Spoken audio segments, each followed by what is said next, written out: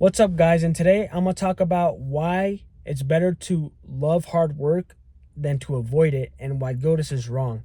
So, Goatis in this raw meat community, a lot of these guys preach, don't work, follow nature. And while I believe that is a great idea and I want to pursue that, I don't think it's practical. And in fact, it will stress you more than if you were to work. And here's why. Because if you want to get anything done in the modern society, like buy nice food from Sprouts or get jaw surgery or skeletal expansion, anything to improve your health or knowledge, you have to pay money. And if you're going to dread the process of making money, you're going to age yourself, you're going to hate your life, and you're always going to be miserable. And you're going to wake up late. You're not going to look forward to the day. From my experience, that's how I felt when I did not embrace work. But when I started my business and I saw I can make so much more money than my regular job, I was looking forward to making a lot of money. And I would work 10, 12-hour days, maybe like from 8 a.m. to till sundown at 8 p.m. in the summer, just back to back to back, getting clients, answering phone calls, just doing, little overthinking and just doing. And when I saw the amount of cash I brought home during the day, I was like, wow, I'm happy. Maybe I didn't hang out with my friends. Maybe I didn't go to the gym. Or maybe I didn't do my hobbies that make me happy. But I was putting in so much work that I was gathering so much resources that allowed me to get other things in my life. And at the end of the day, we work hard to get things that we want. So you might as well learn how to maximize your income, enjoy it, even though it's not something you naturally want to do. Program your brain for your own benefit to enjoy the process and get a lot of money in return. There's no way to put it. If you have a job, I understand that's different because you could slack off on your job just to the point where you don't get fired and you can be number one and you're still going to get paid the same. If people treat you right and, if your employer is honorable, then sure, your merit's going to get rewarded much faster or immediately. Like, oh, bro, you're the best employee we ever had. We're going to make you the manager, or we're going to boost your salary 1 month after employment. I would do that as an employer. If I got somebody who literally could do everything I do for my business and, even though I take half the money, but they do it all for me, bro, I'm paying you so good. I'll probably pay you more than I earn. So you can do everything, you manage it, and I'll just take a little bit because I'm the owner, right? I'll pay you a lot to make my life easier, right? So yeah, if you have a job and it's not like that, then I understand, but maybe apply this concept to other things that can help you leave that job, and you can see, and then you can finally discover why hard work is so rewarding. And this applies to the gym, man. Like, I started going to the gym recently to get in shape, and I'm like, I'm not gonna do it like I did last time when I was going to the gym consistently a year ago. I'm gonna do smart sets, not over destroy my body. And I'm going to focus on consistency, going as every single day as possible, maximizing my sets, focusing and getting a great return on investment. And for cardio, this is for the gym specifically.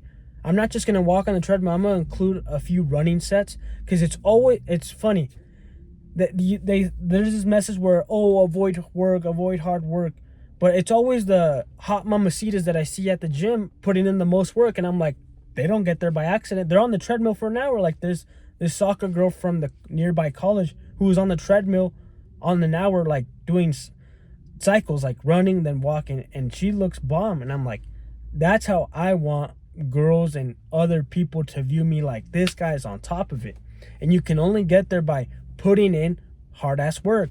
And honestly, the best times of my life was when I was obsessed, when I was addicted to improving and getting everything done. That's why you got guys like Clavicular, even though his message is dangerous to little kids who are impressionable, he's succeeding at life because he's absolutely obsessed. He's in the 99th percentile of obsession on improving his looks, and he's, expanding his reach and his message. That's why he earns a lot of money. And for me, it was for track. When I was a track athlete, I was so obsessed to a level where I was literally the coach. Well, not literally, but I would lead team workouts like, oh, Michael, you lead the abs, because I had a killer six-pack. I was shredded. the coaches were like, we might as well hand it off to Michael and let him lead the team with the ab workouts because look at his body. Like, he knows what he's talking about. And I never minded that extra responsibility. I never minded that. I embraced it because I knew I was competent at it. And that's the thing. This learning curve, for anything you want to do, you must accept that there's going to be a learning curve and you're not going to be the best at it at first. You might be naturally gifted. And you also got to accept that the most hard work you're ever going to do is always at the beginning. The understanding, getting in the routine. Once you build that foundation, the momentum is just going to carry you. Like, I remember I was working so much harder at the start of my business. I was reading. I bought somebody else's course. I was making notes. I was studying. I was thinking, man, should I buy this tool? Should I buy that? How am I going to fix this? Where do I get this? And through all that hard work, like learning the nuances, learning the little things, by month 3 or 4, once I got it like established and got on a routine, it was all about marketing at that point. And when people called me, I would just give a bid, give a quote, because my reputation precedes me. People know who I am in this town. And I would just say, oh yeah, that's going to cost you $250. All right, when can we schedule? Boom, easy. Now I'm years later into my business, and I don't even have to work as hard, and I'm making way more money than I did at the beginning of my business. And if I do another phase of just grind, scale my business like for a whole year, like really grind every day on it, in 2 years, I'll be making way more money than I am now, because that's how it works. It's like a metamorphosis, like a caterpillar, coming out of its larva. You know how they've turned into butterflies? That's literally the grind process. It takes time to become something.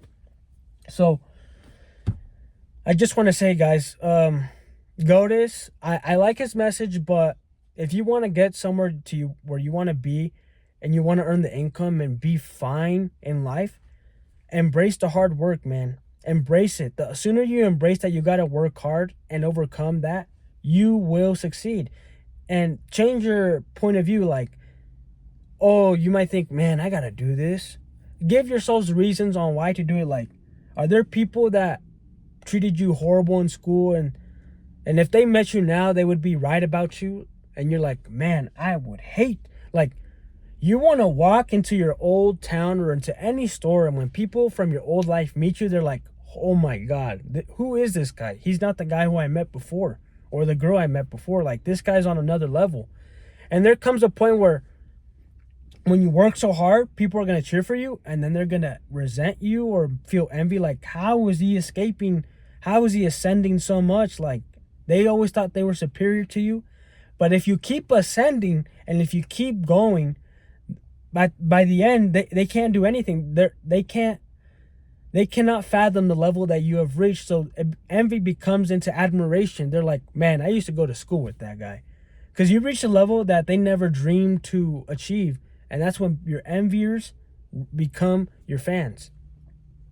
And like Tom Brady, bro. When Tom Brady was going to go for the 5th Super Bowl and he did it, people were saying, Joe Montana is still the GOAT. But when he won 6, and then he went to go on, 6 was crazy. But when he went to win 7th on a different team, people were like, holy crap, winner on 2 different teams, in his 40s, undisputed GOAT. Even though I still believe Peyton Manning is the best, but like, you could always make an argument for Tom Brady as the undisputed GOAT. And nobody even thinks about Joe Montana anymore. It's a different subject, but it all comes down to obsession and hard work. You might as well learn to love the process and give yourself a reason to dominate anything you encounter. And I'm making this video because there's so many people that need this, and specifically myself. Like, I'm going into this phase again. So stay tuned for more video, guys. I'm gonna deposit this check. See ya.